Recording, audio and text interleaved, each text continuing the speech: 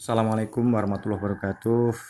Ada siswi Madrasah Sanawiyah kelas 8. Kali ini pembelajaran matematika untuk semester genap. Ini adalah teorema Pitagoras. Di mana teorema Pitagoras ini berkaitan dengan segitiga siku-siku. Sedangkan bunyi daripada teorema Pitagoras adalah kuadrat panjang sisi miring suatu segitiga siku-siku sama dengan jumlah kuadrat pada sisi-sisi yang lain. Jadi yang perlu diketahui di dalam segitiga siku-siku itu mana yang disebut sisi miring, mana yang disebut dengan sisi yang lain. Sisi miring ini nama lainnya adalah hipotenusa. Untuk itu lebih jelasnya ini contohnya. Ini ada segitiga siku-siku, di mana sisinya ada yang A, ada yang B, ada yang C. Berarti yang namanya sisi miring itu bukan karena kok gambarnya miring, bukan.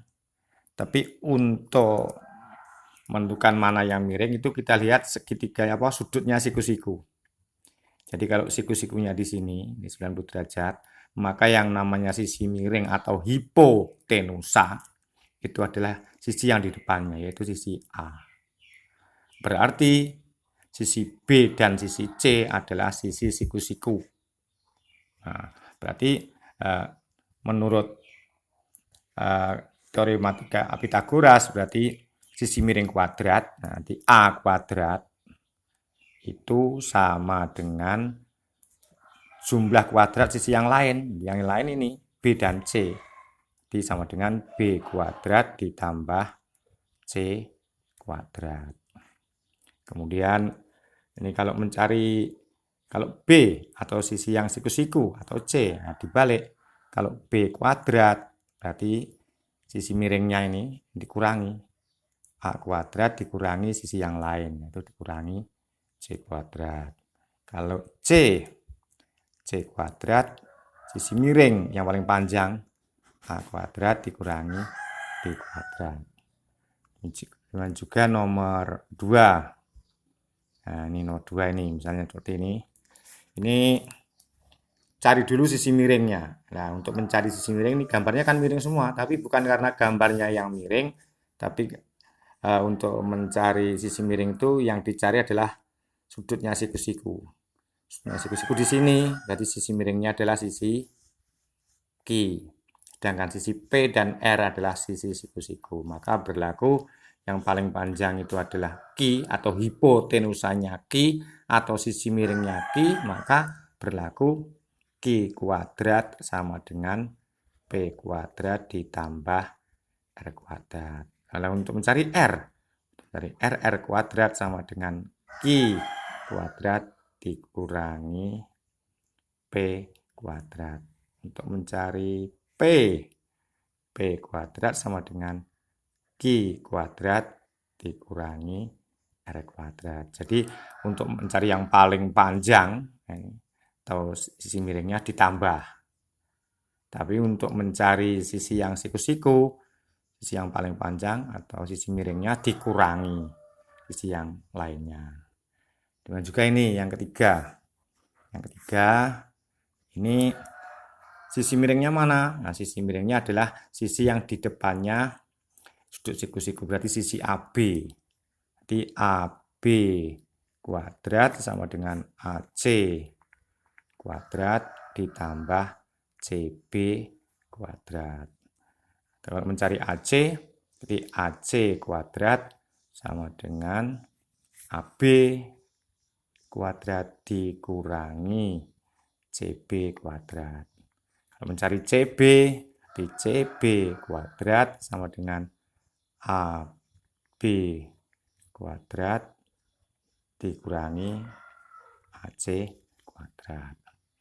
Nah, contoh sekarang langsung. Hitunglah nilai X pada gambar di bawah ini. Ya, gambar yang A, cari dulu sisi miringnya. Nah, ini kebetulan X adalah merupakan sisi miring karena di depannya sudut siku. Berarti Cara menyelesaikan adalah X kuadrat sama dengan 5 kuadrat ditambah 12 kuadrat. 5 kuadrat 25, 12 kuadrat 12 kali 12 144 sama dengan 169. Ini adalah X kuadrat. Lah, X saja adalah akarnya 169, berarti X adalah 13.